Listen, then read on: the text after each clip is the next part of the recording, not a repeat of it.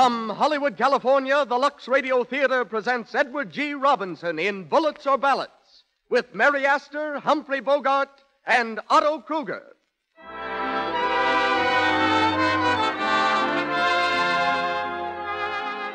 Lux presents Hollywood.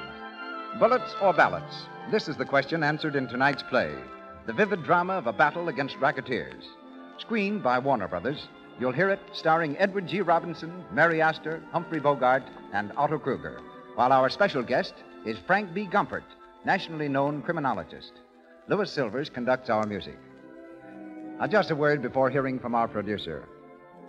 Your complexion and the care you give it is mighty important to you, isn't it?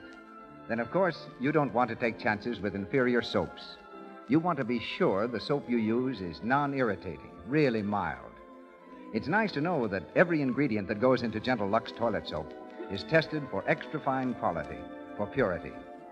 Now you know why 9 out of 10 screen stars use Lux toilet soap for their million-dollar complexions. They can depend on its gentleness and mildness. You can, too, and that's so important to your good looks, to your happiness. So I hope you're making Lux toilet soap your regular complexion care. If you haven't a generous supply on hand, put it on your shopping list now. And now, the producer of the Lux Radio Theater. Ladies and gentlemen, Mr. Cecil B. DeMille.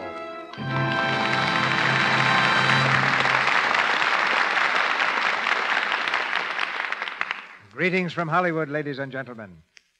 Racketeering is a comparatively new word in the American language, but an old bugbear in American history. Following the Revolution, American vessels in the Mediterranean were plundered and their crews thrown into slavery so frequently that the United States, to continue commerce in those waters, signed a treaty with the pirates' ruler, the Sultan of Algiers.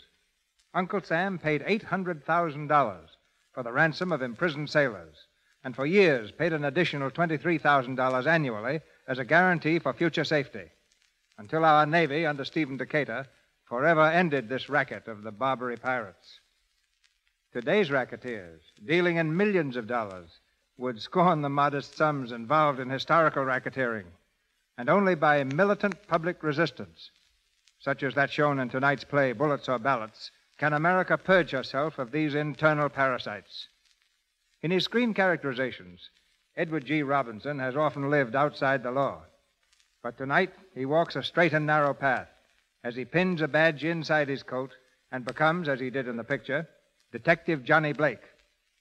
An established air personality because of his own program, Big Town, this fast-talking, fist-swinging favorite is from Warner Brothers Studio and will soon appear in Confessions of a Nazi Spy. In Bullets or Ballots, you saw another brilliant performance by one of the screen's best bad men, Humphrey Bogart, who likes playing villains, and tonight resumes the part of Bugs Brenner. In our glamour division, there's Mary Astor, who brings her loveliness and talent to the role of Lee Morgan. Otto Kruger displays his genius for the sinister and changes only his first name in playing Al Kruger. We raise the curtain now, and the Lux Radio Theater presents Edward G. Robinson in Bullets or Ballots with Mary Astor, Humphrey Bogart, and Otto Kruger.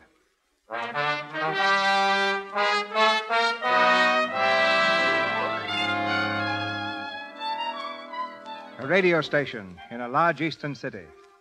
At a table in one of the smaller studios, a man reads earnestly from a typewritten page. Behind the glass enclosure, the radio engineer sends the speaker's voice out across the city, into the homes of listening millions. The man nears the end of his speech. And so, ladies and gentlemen of the radio audience, there are 1,000 rackets. Rackets which are forcing prices beyond the reach of the poor, looting business, food, laundry, poultry, dry cleaning. And still the American people let the racketeer go free. Men like Al Kruger, protected against the law, return from mock trials to collect their share of the $200 million plunder taken each year from this city alone. And again I say, these rackets must be stopped.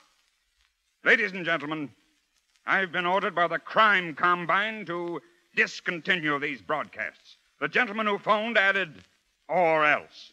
For his information, I shall continue to broadcast regularly. And my papers will continue their present policy of open attack on racketeers and directors of organized crime who are the really dangerous enemies of society. Ladies and gentlemen, you have been listening to Mr. Ward Bryant and his March Against Crime. Mr. Bryant will be heard again at this same time. Good night, Mr. Bryant. Good night, Joe. That was a fine speech tonight, Mr. Bryant. I heard it here on the speaker down the hall. Glad you like it. Get me a cab, will you, Joe? Sure. Yes, sir. You sure have the right angle on this racketeer business.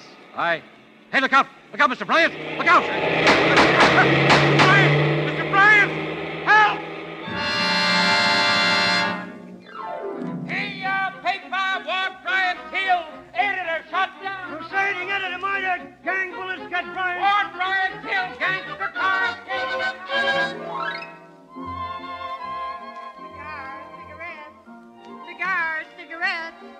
Cigarettes. Who is it? It's me, Miss Lee. Hyman. Can I come in? Come on. Good evening, Miss Lee. How are you, Herman? They said you was in your office. So why are you surprised? How are the collections today, Herman? Oh, just fine, Miss Lee. You really got something in this numbers game. It's going to catch on up here in the Bronx even better than in Harlem. Here's one day's collections. Did you have to bring it all in nickels, Herman? No, ma'am. There's 2 other bags, too. Green money. Mm-hmm. That's very nice. Yes, ma'am. You know, if it keeps coming in like this, you can sell this cabaret and move right into Park Avenue. Thanks. We'll stick to the cabaret in the Bronx. Bye, Herman. See you tomorrow. Oh, say, there was something else I wanted to tell you. Never mind. It'll come. I remember. Yeah, I saw Mr. Blake when I come in. Blake? Yeah, that detective fella. Where was he? In the bar. The bar? Is he drinking? Yeah. What's happened downtown? Any extras out? Oh, yeah. Yeah, that publisher was murdered. The one named... That explains it. Oh, the name was... Never mind, Herman. Sit down and rest. I got it. Bryant. Thanks. Hello, Johnny. Oh, hello, Lee. Sit down a while. Don't mind if I do. Guess it's all right for the boss to chin with a guy she hasn't seen in months. How have you been, Johnny? Okay. Why don't you let me know you were here?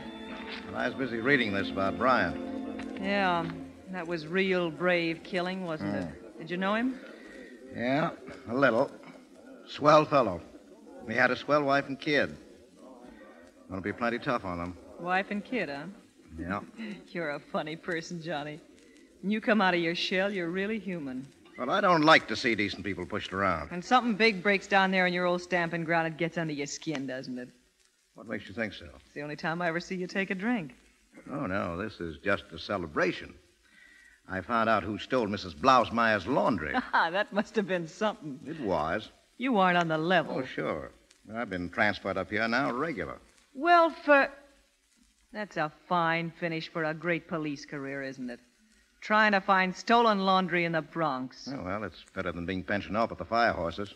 I'm not kidding myself. I'm no use to them downtown anymore. Oh, but with things like this Bryant killing going on, it looks like they need you plenty.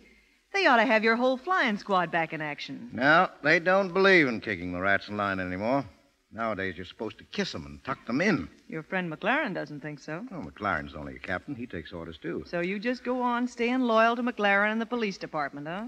That's about it. And looking for laundry. Sure. But someday Mac will be back up on top. Then you won't have to worry about me anymore. Johnny, who killed Bryant? Al Kruger? You're sure of it? It wasn't Al himself, but one of his stooges. Bugs Brenner, maybe. How do you know? Well, Kruger had the most to lose by a cleanup. He controls every racket in town. Yeah, not the numbers. The numbers? Say, that's small time. If it ever gets big enough, he'll grab it, just like he's grabbed everything else. Yeah. He's got an organization, that guy. Crime Incorporated. Protected right down the line. They can't lay a finger on him until we find out who's behind him. The higher-ups, you know, who see to it that he gets away with anything he wants, including murder. I wish they'd let you take a crack at this job. Why? Feeling sorry for me? Maybe. Or maybe it's just because I hate to see a swell guy eating his heart out. No, forget it. Well, see you around. When, Johnny? It's a long time between your visits, you know. Oh, I'll make it soon. Swell. Hey, I thought you didn't let Muggs into this place. I don't when I know him. Well, look who's coming in. Who is he? Crail. I sent him up to Sing Sing a couple of years ago. Well. If it ain't Detective Blake. So the parole board turned you loose on the public again, eh? Yeah, no thanks to you. Well, I hear they cut the big shot detective down to size. Gee, it must be tough not to be able to kick the boys around anymore and make them tip their hats to you. Yeah, but they still do. To a Bronx flatfoot? Yeah. And as long as I'm part of the force, they'll keep on tipping their hats. Remember it next time. All right, everybody, it's all over. Muggsy, throw that guy out. Music, Harry.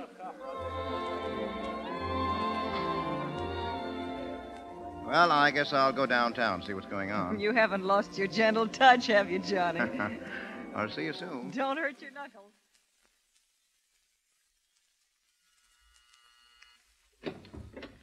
What do you want? I want to see Al Kruger. Yeah? Blake's the name. Detective Blake. Oh. Wait a minute. Hey, Al. Well, A guy named Blake. A dick. Johnny Blake? Oh, come in, Johnny. All right, Vinci, get out. Hello, Al. How are you, Johnny? Sit down. Yeah, well, big night for you, huh? Working overtime. Yeah, that happens a lot. Well, your rackets must be doing all right. Yeah, about 5,000 last week. Yeah, 500,000, you mean? Maybe. I can't count that high. Cigar? Thanks. I thought you were homesteading in the Bronx. What are you doing down this neck of the woods? Oh, just poking around the old hangouts. What do you think of Bryant's death? Yeah, I was just reading about it. Too bad. He was a fine fellow. Now, they'll probably blame it on you, Al. You're telling me. A couple of the boys are up here from headquarters a half hour ago. They were very nice about it, though. Yeah, that's the trouble. They have to be. You'd have taken me around the corner and rolled up a newspaper. Yeah, I guess I would. But I didn't get much out of you the last time I gave you a going over. You came close to I it. wish I'd known it at the time. You'd have got some more. And I wanted to get you on that rap. Yeah, good old days. Yeah. You've traveled a long way since then. Well, you'd have gone a long way, too, if you'd thrown in with me the first time I asked you. Maybe I would. You'd have been a great help to this business, Johnny. You know more about the inside of this town than any bird that ever lived in it. If I'd gone in with you, Al, I'd have done it to nail you. No, you wouldn't.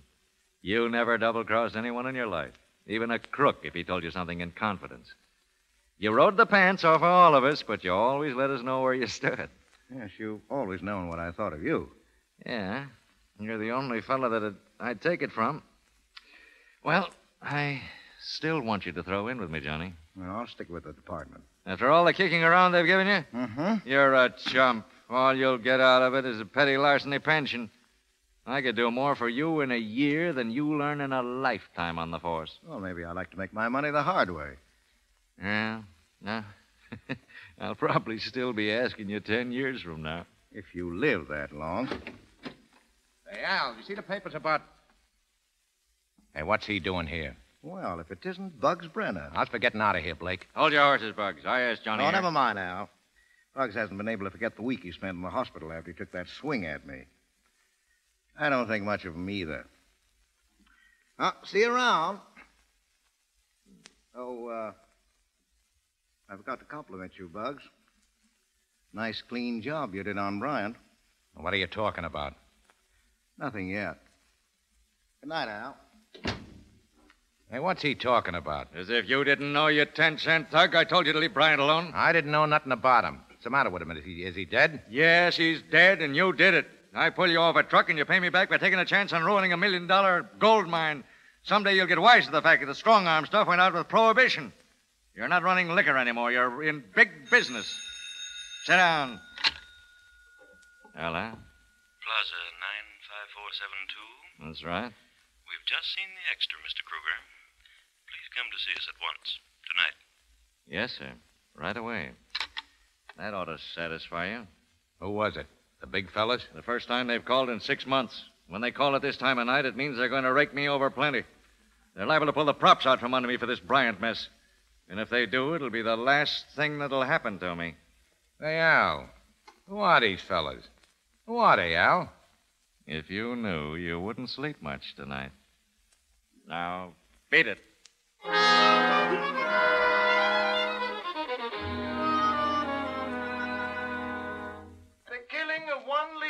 Mr. Ward Bryan cannot stop these broadcasts. The march against crime will continue, faithful to the memory of one who died in the service of the people. Miss Lee. Shut up, The Herman. I first want to hear step had this. already been taken. A new police commissioner was recommended by the grand jury last week. A man with a splendid record and fine reputation for honesty and integrity. We are pleased at this time to inform our listeners that the appointment was ratified today. The new police commissioner of this city is Mr. Franklin McLaren. Mr. McLaren... Herman, Yes, ma'am. get Mr. Blake on the phone. Circle 0461. Yes, ma'am. Say, that's what I've been meaning to tell you about Mr. Blake. Well, what? Well, Mr. Blake got fired from the police force this morning. Fired? Someone's kidding you. No, it's true. You ask him. This Mr. McLaren started a big shakeup, and I fired a lot of fellas. But he was depending on McLaren. Well, you ask him, Miss Lee. Oh, now, where was I? Oh, yeah. Wait, never mind calling. I'll run over and see him.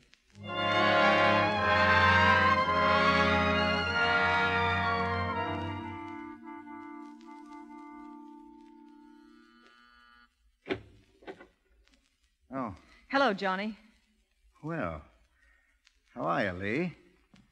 I never thought you'd get over this way. Well, shall we just stand here and swing on the door? No. Come on in. Well, what are you in an uproar about? Herman said you were fired. That's right. Sit down. Make yourself comfortable. Who did it? McLaren? And you're the one that was telling me that when McLaren got on top, everything would be just fine and dandy. Well, I was wrong. Sure. It's about time you got wise to yourself. Around this town, the only reason friends pat you on the back is to find an easy place to break it. Well, you're a friend, aren't you? I guess you're dumb enough to think so. Oh, no, I'm not dumb, Lee. You like me pretty well. Well, that goes both ways. You know, if women and home life had been in my line, I'd have fallen for you a long time ago. It would have been sort of nice, wouldn't it? Yeah. It wasn't in the cards, Lee. You can't beat the cards, can you? No. You didn't get enough salary to save much, did you, Johnny? Oh, I'll get along. I suppose you'll be looking for a job. Mm-hmm. I thought you might like to come in with me and help me run the numbers game. What? You got all the help you need. Oh, I won't have. It's getting bigger all the time. Some weeks it brings in 10 to 12,000. Boy, 12,000? From that penny ante game? Mm-hmm. Well, the last time you told me about it, you were only getting a few hundred. I know, but they're crazy about it in Harlem, and now it's going over in the Bronx. Oh, please come in and help me run it, Johnny. You could do a swell job of building it up. You'd make a lot of money for both of us. Yeah, you're pretty regular, Lee. You'll do it? No, not a chance. Any money I made would be just coming out of your pocket.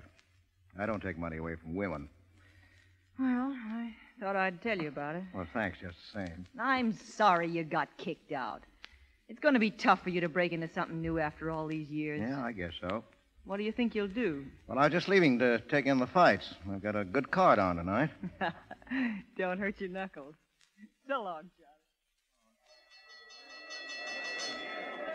Johnny. Hiya, Johnny. Hi, Louie. You missed a sweet battle, Johnny. Yeah, well, that's too bad. Yeah, your pal McLaren liked it a lot, What's too. that? McLaren, is he here? Yeah, right over there, see? Oh, yeah, thanks. See you later. Oh, hello, Mr. McLaren. Oh, hello, John. Congratulations on your new job. Thanks, John. They told me you were trying to see me today. Sorry, I was busy. Oh, it's okay. I can say it now. I just wanted to thank you for the kick in the teeth. What? Come here, Blake! I'll take your hands off me. No, you can't sock the commissioner and expect to get away with it. Let go of me. Will you prefer charges, Commissioner? No, just throw him out in the street.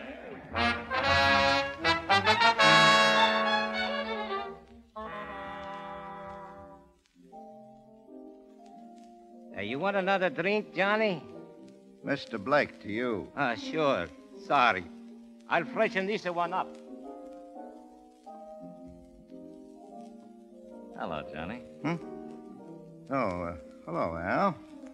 Mind if I sit down? I just came from the fights. Oh, yeah, I saw you when I went in. You don't miss much, do you? It's a habit. How was the main event? They ought to have had you in the ring. That was a sweet punch, Johnny. Well, McLaren had it coming to him. Oh, you're finally washed up. Yes, plenty. A lot of thanks you got from McLaren and the public. Yeah, it's not even that petty larceny pension you were talking about.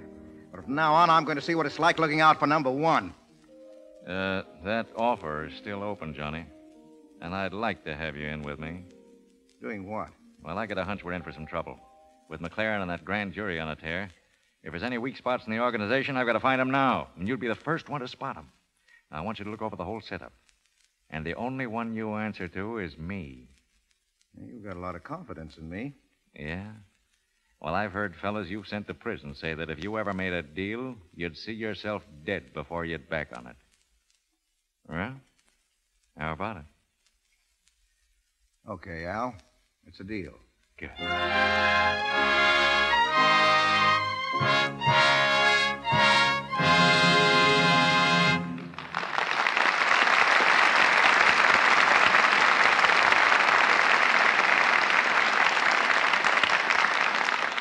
We have come to the end of the first act of Bullets or Ballots, starring Edward G. Robinson, Mary Astor, Humphrey Bogart, and Otto Kruger. The curtain will go up on Act 2 after our short intermission. But now, here's something that happened recently, which I would like to have you hear. Better hurry, Mary. We're going to be late. All right, just a moment. Gosh, you've been pimping for an hour now. Oh, don't exaggerate. I'm coming. Don't be cross, Bill. Oh, hello. I thought you'd never show up. Oh, say, you look wonderful. You like it? Like what? The hat, of course. Oh, gosh, the hat. Sure, I like it. But I like what's under it better. How about a little kiss? Come on. Let's get going. I'm going to be proud. There's nothing like a soft, smooth complexion to make a new spring hat do its best. And as a matter of fact, the best-looking hat in the world can't do much for a woman who's been careless about her skin. The woman who's let cosmetic skin develop. Dullness, little blemishes, enlarged pores. That's why clever women everywhere take the screen star's tip. They use cosmetics all they like, but they're always careful to remove them thoroughly with Lux toilet soap. This mild white soap that 9 out of 10 screen stars use has active lather. Let it help you keep skin smooth and soft, lovely to look at, nice to touch. Mr. DeMille. Act 2 of Bullets or Ballots, starring Edward G. Robinson with Mary Astor, Humphrey Bogart, and Otto Kruger.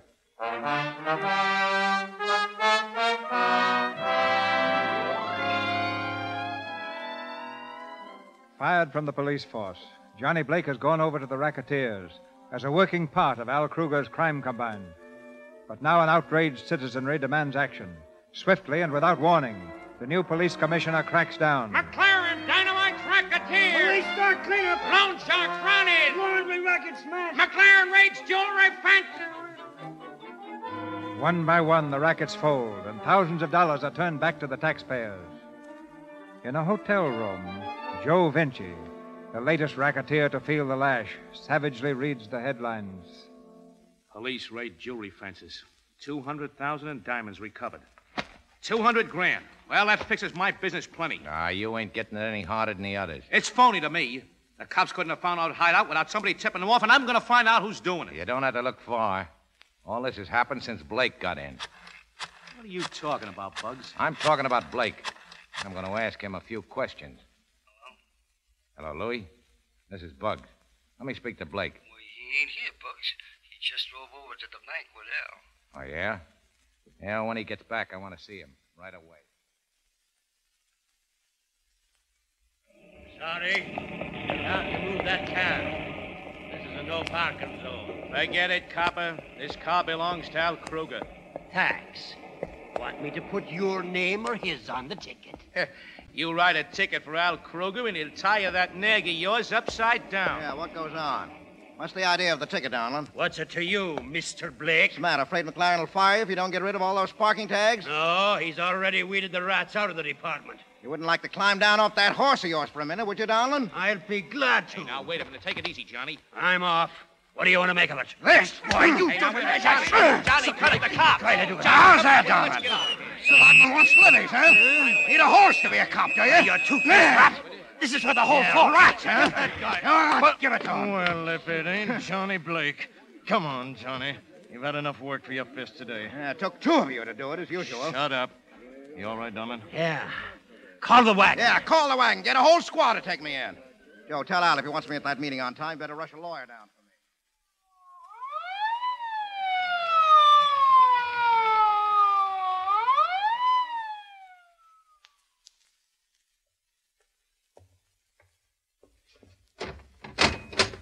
In here, you.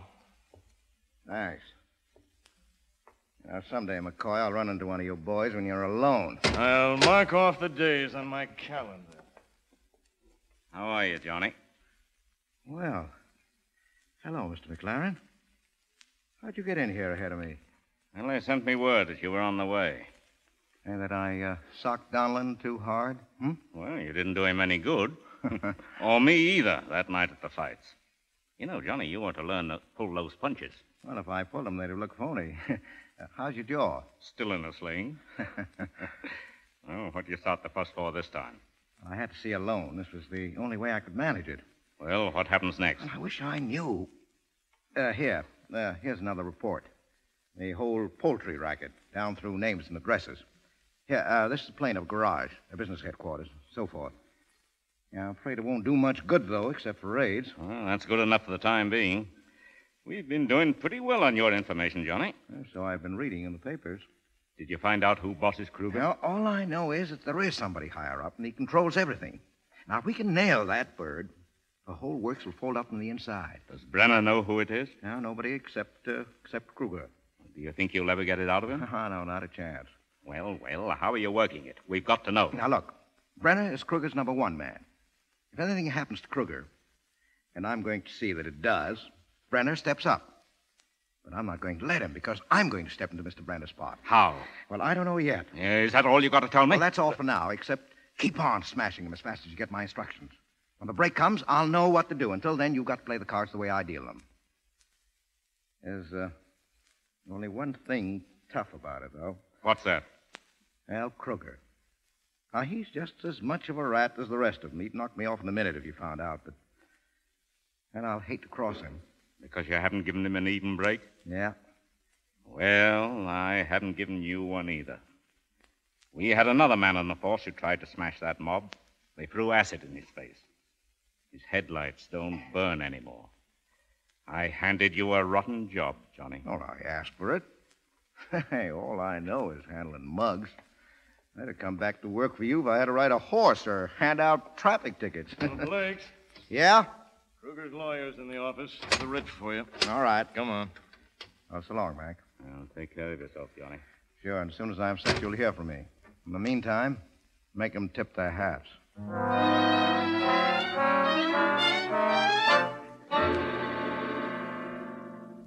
You heard me, Al. Blake. Nobody else but Blake. I tell you, the guy's double-crossing us. Shut up! Now, wait a minute. I said shut up! That means you too, Bugs. I'm running this outfit. Oh, well, Chief, I tell you that all the time. I don't... Good evening, gents. Oh, thanks for the fast legal service, Al. What's the matter? What is this, a wake? It might be. See in the papers? New racket raids, net 21. Nice picture of McLaren. Yeah. The boys think you're working for him. I'm wondering. I'm not. Bugs, shut up! What have you got to say, Johnny? Oh, sure, Al. I just sold you right down the river. The cops said they were sorry they kicked me off the force. Why, McLaren sent me a basket of flowers for hitting him on the jaw. Said if I want to come back, he'd give me the whole Bronx to wander around in. I wouldn't clown, Johnny. Ah, we're wise to you, Blake. You're true. No, I'm just starting. Hey, now listen, copper. Take your hands off. I don't like guys that put their hands on me. Let's keep this a business meeting. All right. Start talking. Al, I went to work for you because you wanted help. I didn't come to you. You came to me. Now you think I crossed you. Well, I couldn't get a dime a dozen if I handed this whole mob over to the cops, and you know it. You can see now why you need help. Well, and you need plenty of it. Hey, Al, are you going to let this guy talk his way out? Shut up! Keep talking, Johnny. Never fails, does it? When mugs get in the jam, they always start off by knifing each other. Hey, I thought you were smart, Al. What would you suggest? Well, let McLaren have his fun. You can't stop him. As soon as he's made a showing, the grand jury will fold up right under him. They always do. You know that. Sure. And meanwhile, we sit back and wind up broke. No, spend your time building up new rackets. So that when McLaren comes up for air, he'll find a dozen more going. Just pull them right out of the hat, huh? No, you just go to work. Quit playing cops and robbers. Stop knifing each other. I suppose you've got a good racket in mind? Well, name it. Sure, I've got one. Numbers. Go ahead. Now, what's the odds against picking the right number from 1 to 1,000? Well, 1,000 to 1. That's it. Now, we take the last 3 numbers of the racetrack payoff every day. The suckers try to guess it. And the payoff is 600 to 1. That is, if anybody picks the right number. Now, a lot of people will try to pick that every day if $1 would win them 600. Oh, what are you trying to sell us? That penny ante game Lee Morgan's running up in the Bronx and Harlem? Well, it's so penny ante that she's picking up $12,000 a week out of a few neighborhood stores. Most of the bets are nickels and dimes. Now, 7 million people in this town, and all of them looking for easy money. You just offer them 600 for one and watch this thing spread like a 4-alarm fire. And they won't be playing 1 number apiece. They'll be picking 4 or 5. Now, if you want to control the winning number, you can pay off on racetrack bets and manipulate the totals. Now, all it needs is organization. You get 1 million people buying numbers every day, and this one racket will clean up $300 million a year. Why, it's easy. It's a cinch. 300 million? That's right. Did somebody say something about penny ante? All right, you fellas beat it. Mr. Blake and me want to talk business. I said beat it! Okay, Mr. Kruger. Nice talking, Blake. Now, sit down, Johnny. You know you're a pretty smart guy. Yeah. My mother used to say I was going to be president.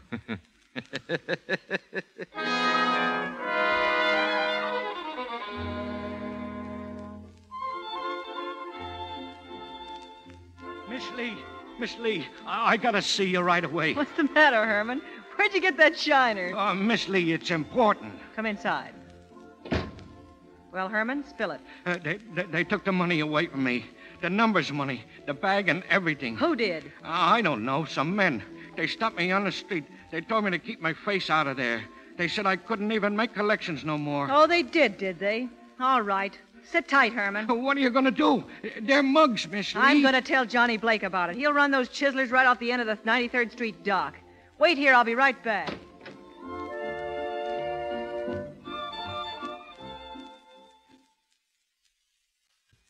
Front boy. Oh, clerk. Clerk. Yes, miss? I was told that Mr. John Blake had moved here. That's correct. I'd like to see him, please. My name is Lee Morgan. Oh, I'm sorry, but Mr. Blake isn't in his room. He left just a moment ago. No. Thanks. You're very welcome. Evening. Hey, you looking for Johnny Blake? Why, yes, I am. My name's Brenner. Maybe I can help you. I gotta find him right away. Hey, ain't you the Lee Morgan who runs the numbers game in the Bronx? Yeah? I hear they started running you out of it tonight. Well, they won't get away with it. Yeah, I know. It's a dirty trick. I don't blame you for gunning for Blake. Gunning for him? Yeah. He's the one that's taking it over. Blake. You're a liar. Oh, he's grabbing it to put himself in strong with Al Kruger. Why don't you go in and ask him? He's in the coffee shop. Yeah? Thanks. Hello, Johnny. Oh, Lee. Well, sit down, Lee. Thanks, but I may not be staying long. No? What's on your mind? Just one thing. Are you taking over the numbers game, Johnny? Well, are you? Yes. Why? I can't tell you. I see. I tried to take you in with me. Sort of worked out better to toss it to the wolves, didn't it? Well, I thought they'd let you keep on running your end. I guess that wasn't poetry about friends finding an easy place to break the back. So long, Johnny. Good luck to you.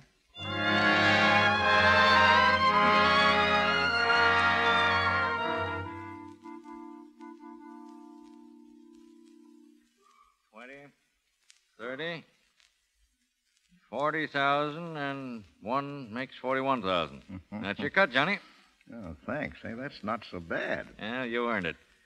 That was a great idea, taking over the numbers. Guess it was. By the way, you better sink that cash in a safety deposit box. Don't put it in a regular account. No? No. Oh, sure. Safe deposit. Oh, I get it. Is that what you do, Al? Yeah. It's easier to get at it, and they can't trace it. Well, you and the bosses must have had to take over a vault. I don't know where they put theirs, but they're plenty happy. Hey, how about meeting him sometime? Not a chance. I'm the only one that knows who they are, and I guess they want it to stay that way. I suppose you can't blame them. Well, good night, Al. Right. Oh, say. What would happen to them if you got lost? Well, you pick someone else and keep on going. Brenner, huh? No. It would probably be you. Me? Yeah. They think you're the best man I've got. You yeah. wouldn't want it, Johnny. The top job, but it's the last one a guy ever holds. There's only one way out. That's the payoff for helping them, huh? Yeah. But don't worry about getting it. I don't intend to get lost. Oh, sure. Well, good night. Good night.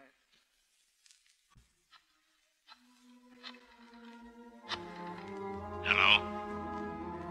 Hello, McLaren. Yeah. This is Johnny Blake. I'm ready to go, Mac. Grab Kruger right away. Wait a minute. I can't cover an arrest like that. Well, you've got to, and put him where nobody can get at him. What are you going to do, Johnny? Well, I've got no time to answer questions. I know, but... Wait, that's not all. Crack down on Brenda's milk racket. Break it up. Smash it, do you hear? Whatever you say. Well, thanks, Mac. You'll hear from me later. This is the last move.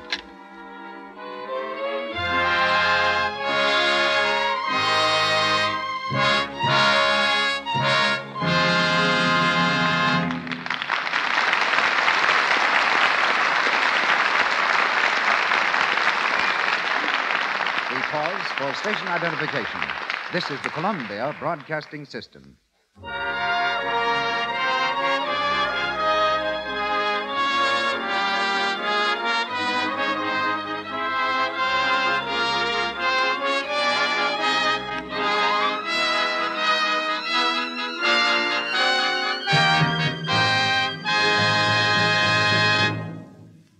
We've ended the second act of Bullets or Ballots, and our stars bring us Act 3 shortly. It's intermission and guest time now, but first, a suggestion. Screen stars use Lux toilet soap to help care for million-dollar complexions. They use it as a bath soap, too, because it has active lather that leaves skin fresh and fragrant. Here's what Joan Blondell says. Use Lux toilet soap as a beauty bath. It's the best way I know to protect daintiness. You'll love it. Are you enjoying the luxury of a daily beauty bath with this white, gentle soap screen stars use? You'll love the delicate, clinging fragrance it leaves on your skin. You'll be sure of daintiness. Now, our producer. The battle that Johnny Blake is fighting in our play against racketeering and terrorism is being fought throughout the country by men like tonight's guest, Mr. Frank B. Gumpert, who matched the brawn and daring of gangsters with the relentless weapons of science. Mr. Gompers is the criminologist in charge of the research laboratory of the Sheriff's Office of Los Angeles County. He's a policeman who fights not with machine guns, but with microscopes, has a degree in law, is a master of sciences, and a doctor of philosophy.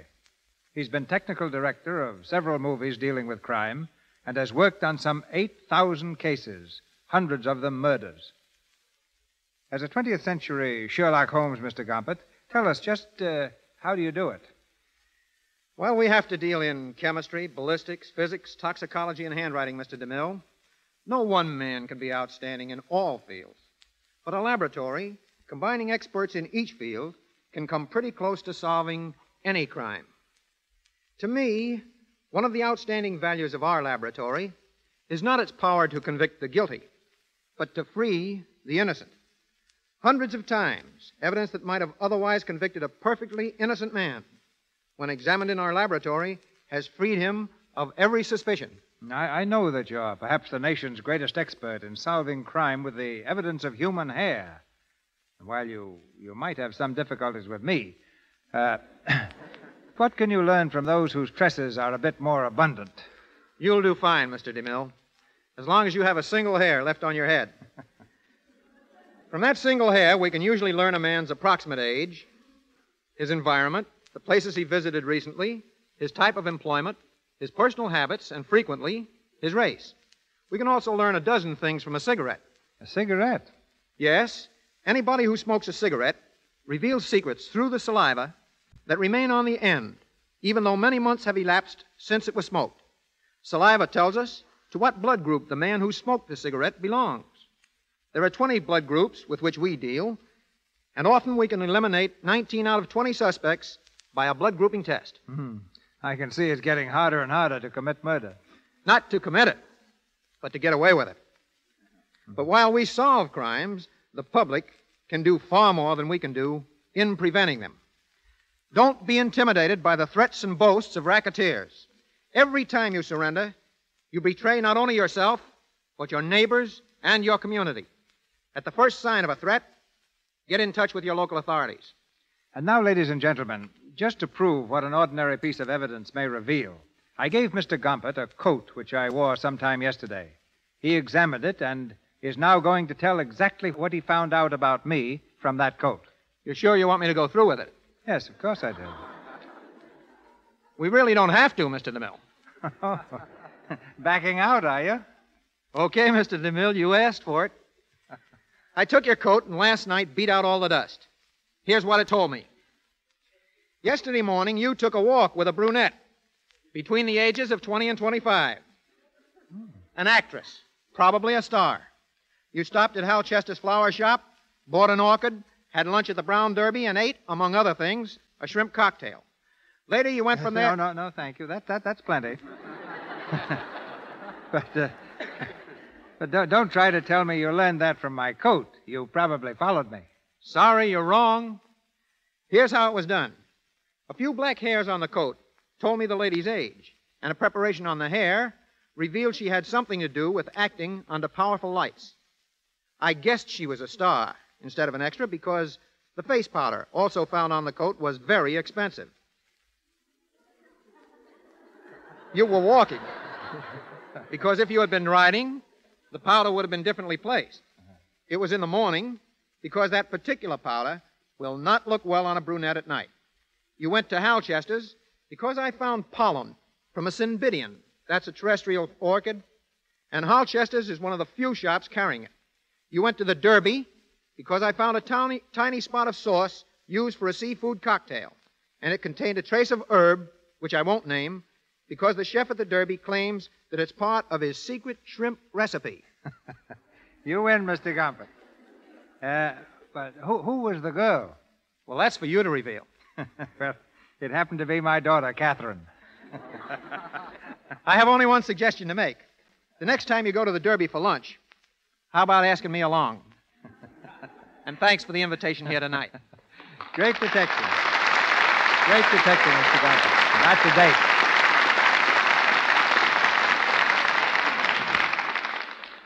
Edward G. Robinson in Bullets or Ballots with Mary Astor, Humphrey Bogart, and Otto Kruger.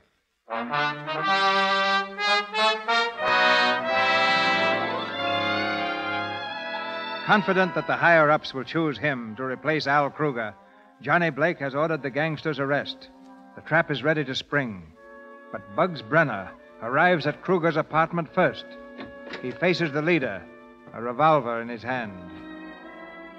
Well... Hello, Bug. What are you doing over here? The cops just smashed my milk racket. So? So I'm starting to take over the numbers game.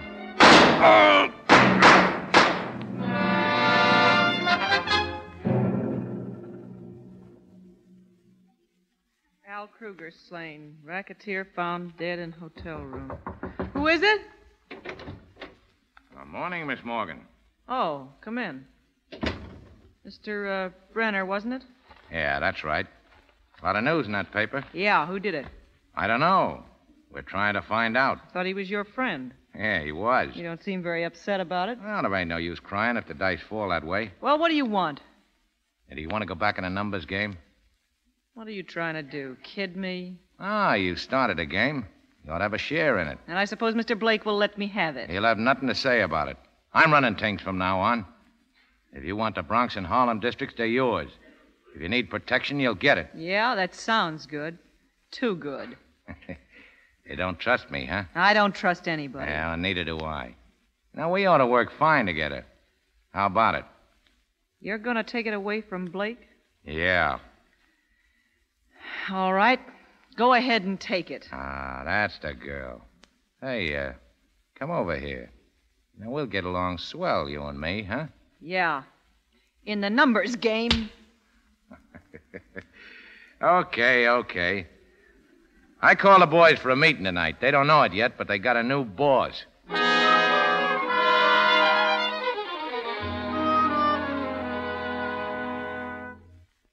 we'll find out who got Al sooner or later.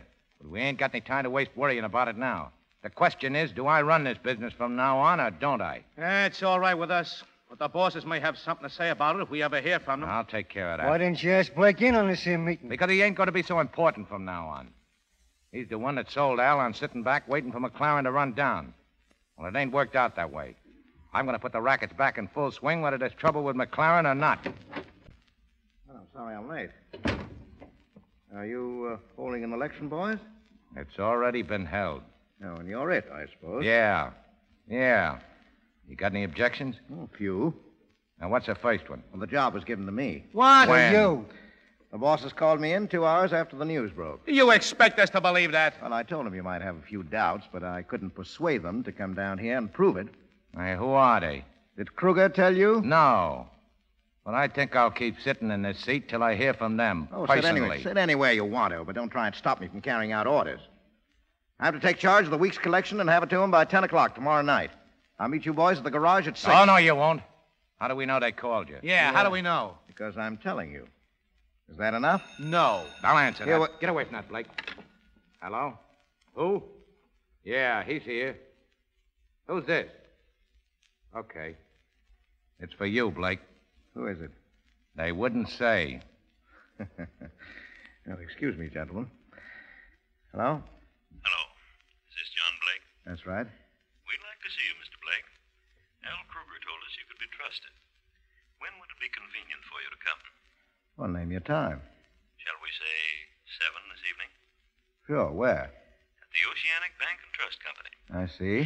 Ask for Mr. Thornback, the president. Oh, yes, well, thanks. I'll do that. Goodbye. Well, I'm sorry I have to run, boys, but I know you'll excuse me. I've got an appointment with the bosses. So long.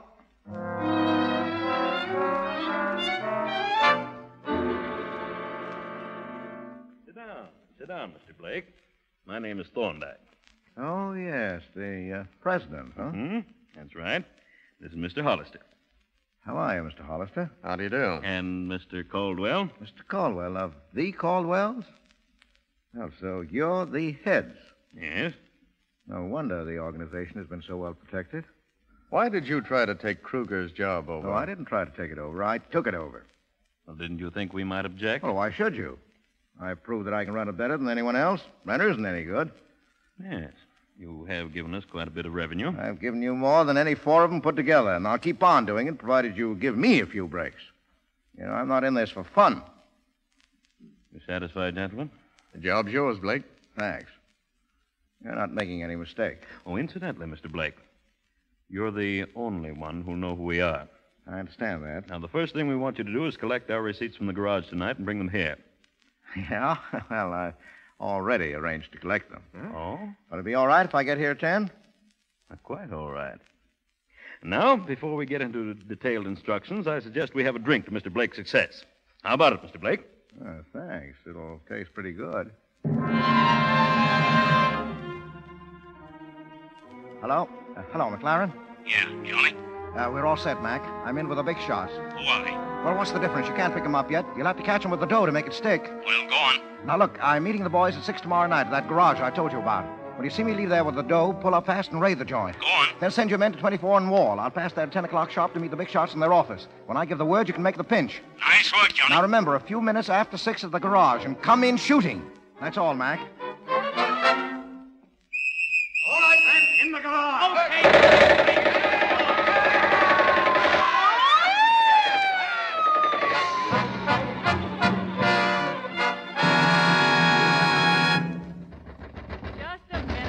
Your horses. Hey, let me in. What's the idea of coming in the back way, Bugs? The cops are after me. Has Blake been here? No, what's happened? Nothing, except that he's done what I always said he was going to do. Put the whole crowd in a spot for McLaren. They got everybody except me and Joe. Raided the garage. Wait a minute. Johnny was...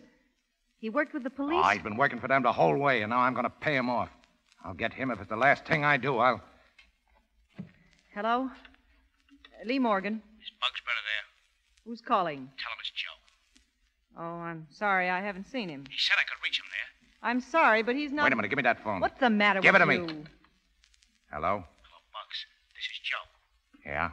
Go ahead. I found him, Bugs. Blake? Where? He's hiding out. 1124 East 18th.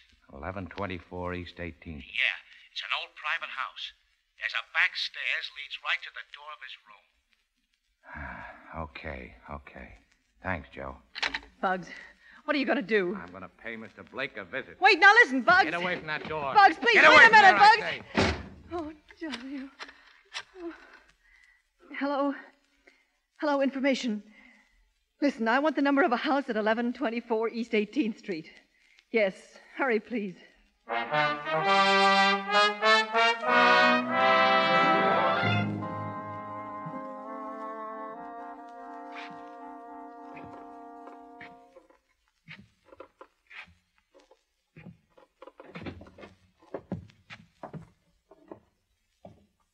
All right, Blake. You can stop right now. Who's that? Who's down there? Bugs. Your old friend Bugs. Yeah, I hear you're making a trip out to see the big fellas, Johnny. Yeah. Yeah, in a hearse.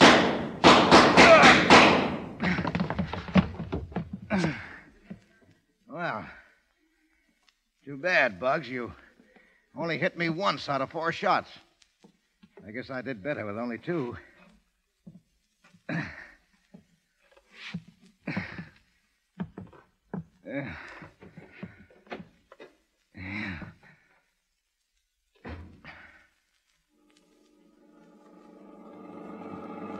Johnny! Oh, hello, Lee. Johnny, I tried to call you. There was no phone here. Yes, I know.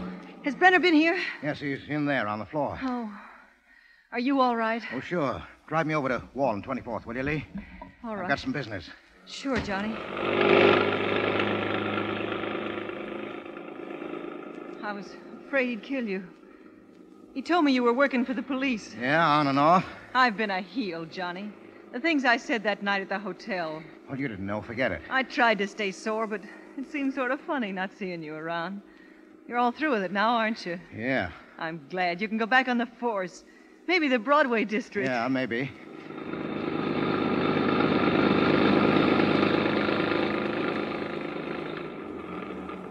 Oh, here's where I get off. Thanks, Lee. Thanks. You sure you're all right, Johnny? Oh, sure. Run along. I'll wait for you. Oh, no. You'd have to wait too long. Thanks for the lift. You're racist, Lee. I'll remember that. Will you? Good night. Night, Johnny.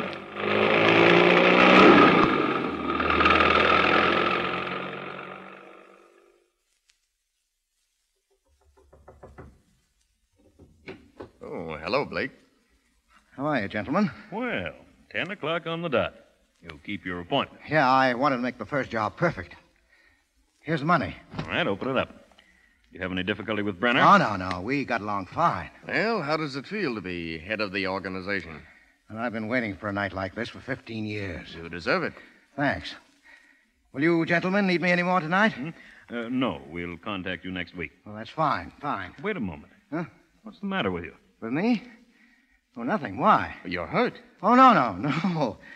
Everything satisfactory, gentlemen? Yes, of course, but I... Well, good night, then, gentlemen. Good night.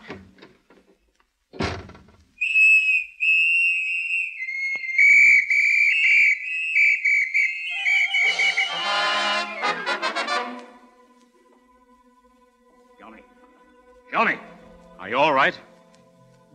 Hello, Mac. Did you nail him with the dough? Yeah. Well, that's that. Who got you? Brenner? Yeah. Oh, where is he? He's washed up. Check the bullet he put into me with the ones that killed Bryan and Kruger. They're all from his gun. You didn't miss a bet, did you? I try not to pull the punches this time. I guess Brenner didn't either. Oh, don't worry, Johnny. I'm taking you to the hospital. Oh, no. Won't do any good. So long, Mac. Just keep kicking him in the line, Mac. I will, Johnny. Yeah, I'd like to think that when the mugs see a policeman, they'll keep on tipping their hats.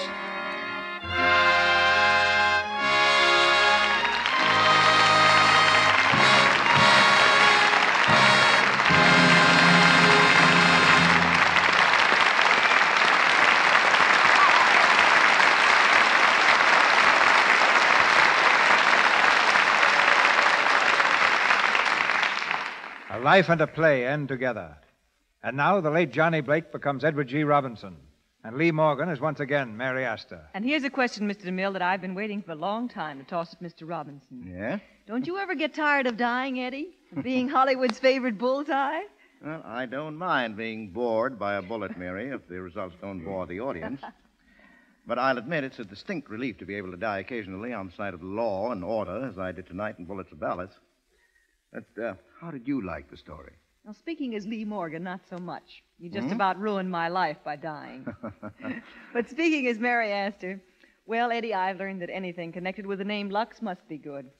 I found that out years ago when I started using Lux soap. Anyone who's at all fussy about her looks knows that Lux soap is about the nicest, most dependable complexion care there is. I guess I'm like most actresses in Hollywood because I'm never without it.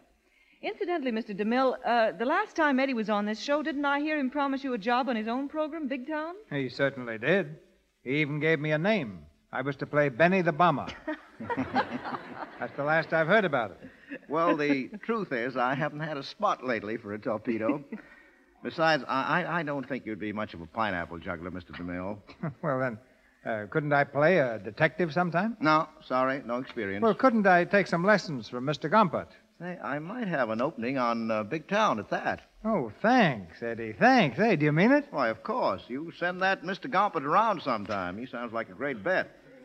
Oh, and remember, keep tipping your hat. Good night, Mr. DeMille, and don't give up. I'm sure you'd make a perfectly lovely Benny the Bomber. Thanks, Mary, and good night. So long, copper.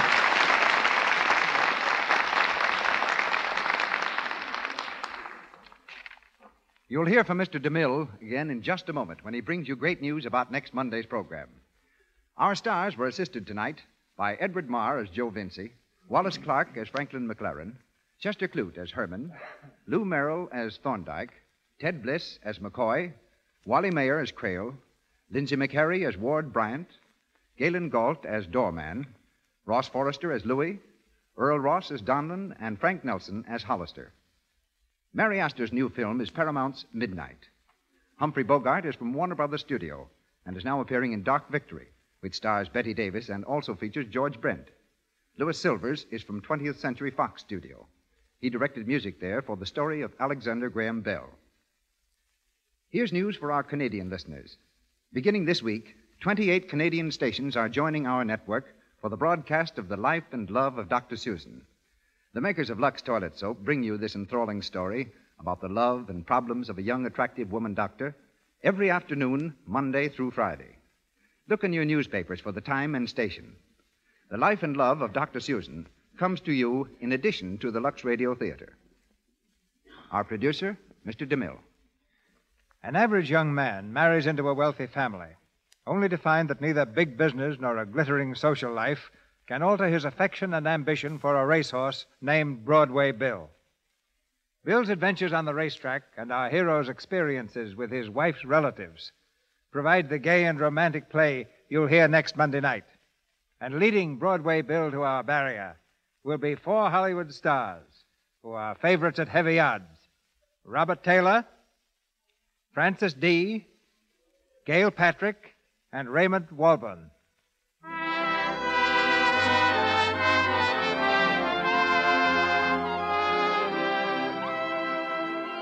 Our sponsors, the makers of Lux Toilet Soap, join me in inviting you to be with us again next Monday night when the Lux Radio Theater presents Robert Taylor and Francis D. in Broadway Bill with Gail Patrick and Raymond Walburn. This is Cecil B. DeMille saying good night to you from Hollywood.